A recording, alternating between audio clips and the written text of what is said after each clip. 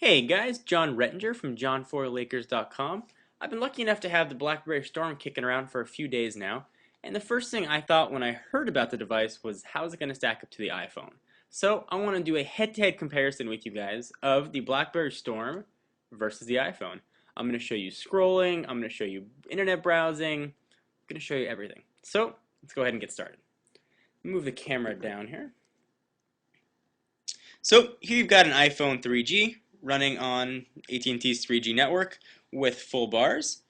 And here we've got the Blackberry Storm on Verizon's EVDO network with full bars, so it should be a very fair comparison.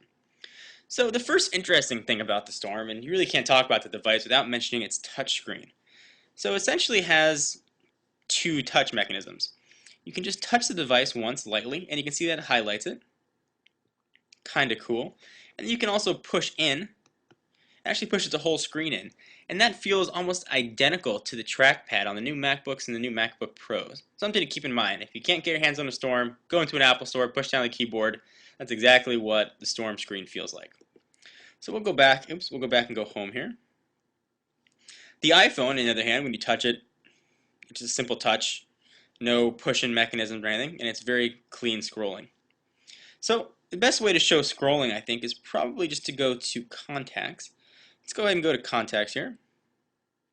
As you can see, you can scroll very quickly. It flick scrolls, so as you let go, it still keeps going and then slows down. Very fluid and very smooth. Let's go ahead and look at scrolling on Contacts again on the Blackberry Storm. Very smooth scrolling as well, but it only scrolls as far as your finger goes. So as soon as you take your finger off the screen, the scrolling stops.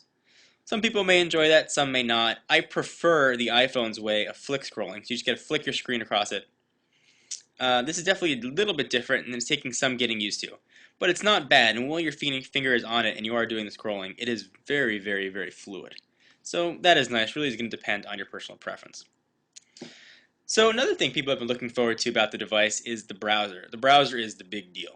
So let's go ahead and show you that right away and dive right into it.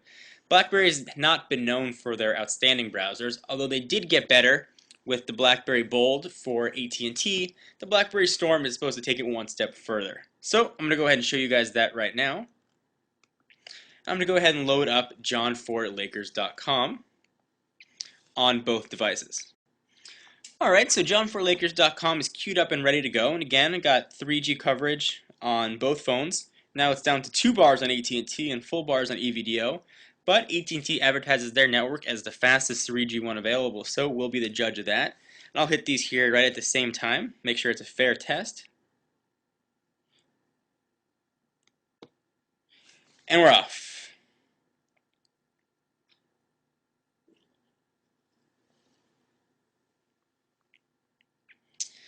Looks like the Storm is loading it a little bit quicker, although the iPhone may catch up. Well, there's already text on the Storm. Oh, actually, the Storm is already done. It actually loaded up much quicker than the iPhone did. The iPhone is still loading. We'll let it finish up here. So scrolling while you're on the internet is very similar to scrolling, for instance, when you're in contacts. It's a very fluid scroll, but it's only scrolls as far as your finger. For instance, the iPhone will do the flick scrolling, and it'll scroll as far as you flick it. For the iPhone, for zooming, you can pinch in and pinch out, and you can also double tap. While there is not a pinch in and pinch out zoom functionality, the Storm does have the double tap for zoom. You can zoom right in, and you also have zoom plus and zoom minus here. So you can zoom in further using those, or zoom out using the soft keys that show up on the screen. Overall, internet browsing on the Storm is a very enjoyable experience and really comes close to matching the iPhone's browsing, but doesn't quite come up to it. The iPhone still has a superior browser as far as look and feel and navigation, but the Storm's is, again, excellent, excellent, excellent. So if you're on Verizon and you don't want to switch and browsing is important to you, really the Blackberry Storm is a great way to go. So the next thing people want to see, I think aside from the browser, the keyboards. How do you type on this thing? It's got that weird button screen. Let's go ahead and show how that works, and I'm going to compare it to the iPhone. I'll tell you guys which one I prefer more. So the keyboard on the iPhone you guys are all familiar with. Let me go ahead and show you both. Alright, so I've got a new text message here up on each screen, and you're probably familiar with the iPhone's keyboard. It only stays in portrait mode here, or sorry, it only stays in landscape mode. It does not go to portrait for regular typing. So it's not that bad to type on. I've been using an iPhone for about 1.5 years now, and I've gotten very quick at it, although there was a learning curve. So I'm going to go ahead and type something here and see how it goes. And I'm just going to use, actually I'll use my thumbs like normal. I'll type, "Hi, my name is John for Lakers." Okay? See how fast I am. John for Lakers. So I was relatively close. Hi, my NME is John for Lakers. Missing an A in there, but still pretty close and pretty accurate. Now the Blackberry Storm actually has two keyboards. It's got this Blackberry Pearl SureType-esque keyboard when the phone is in portrait, and it goes to a full landscape keyboard when it's in landscape. So I'm going to go ahead and try both for you. So I'll again type, "Hi, my name is John for Lakers," and we'll see how it goes.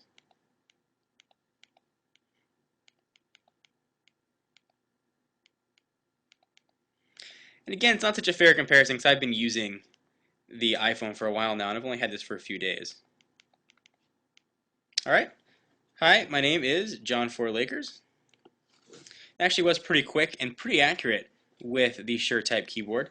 Let's go ahead and try that in the landscape mode. So I'll turn it, rotate it sideways.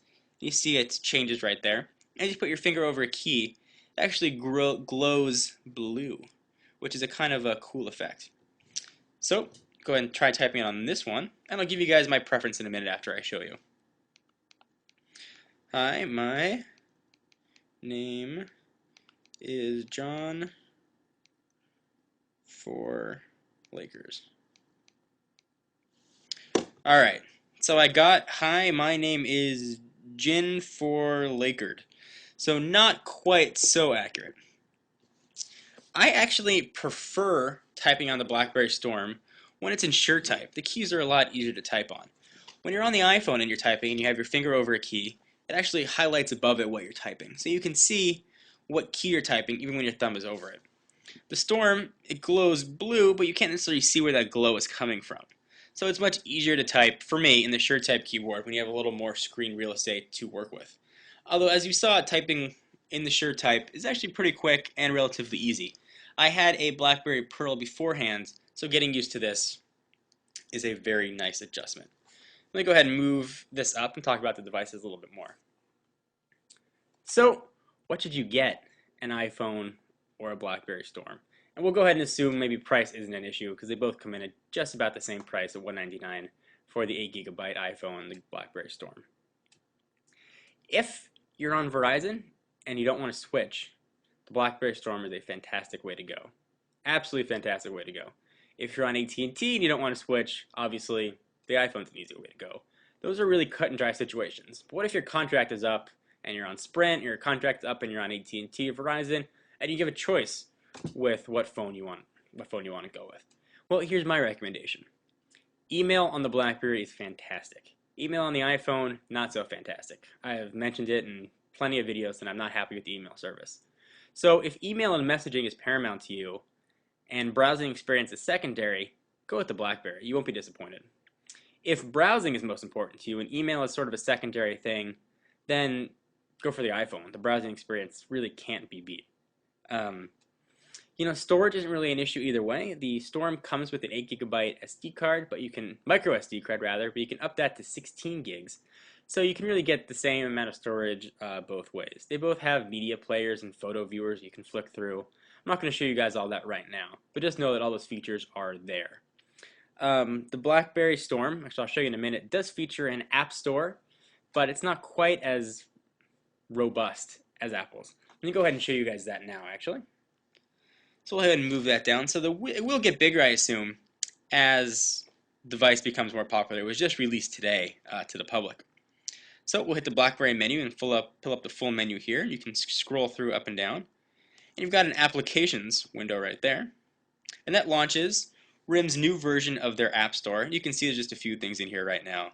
Visual voicemail, Verizon Navigator, Yahoo Messenger, Google Talk, Windows Live, and right now it's all free.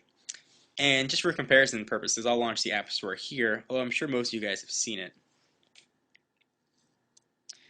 A little bit slow. So it's going to pull up some top 25 applications. But you have an option to purchase here. With the iPhone, you're stuck within Apple's walled garden, so to speak. With RIM, you're still in a little bit of walled garden, but you've got more flexibility for third-party apps. You'd be able to put BlackBerry applications that aren't in the App Store on here, which is nice. You get a little more device customability. So guys, can I recommend one device over the other? To be honest, I really can't. They're both excellent in their own right, and they both bring something different to the table. So, probably just confused you a little bit more.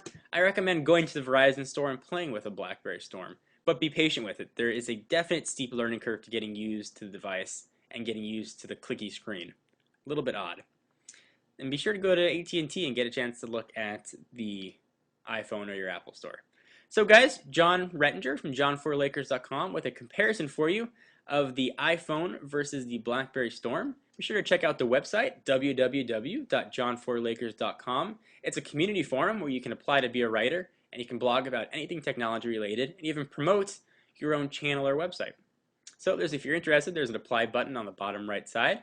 And if you want some exclusive content and heads up on new videos, be sure to follow me on Twitter at www.twitter.com/John4Lakers. I'll put links to both up in the sidebar. Hope you guys enjoyed. See you in the next video. Bye.